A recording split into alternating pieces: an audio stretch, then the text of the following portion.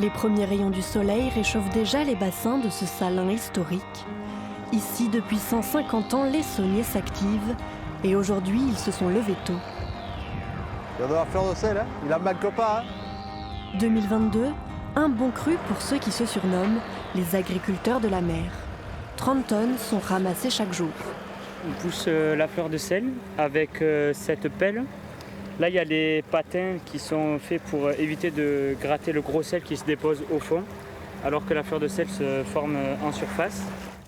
La récolte a commencé début juillet, avec 3 semaines d'avance et des conditions idéales.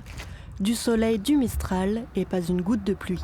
Nous, quand il ne pleut pas et une sécheresse comme en 2022, ça nous aide vraiment et ça favorise la cristallisation du sel et augmente la production.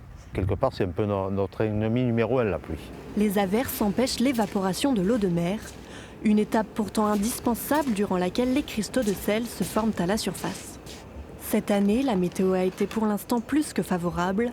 En 30 ans d'activité, ce saunier n'avait jamais connu pareille situation. Nous avons une sonde de l'an dernier, 2021, avec une épaisseur de sel.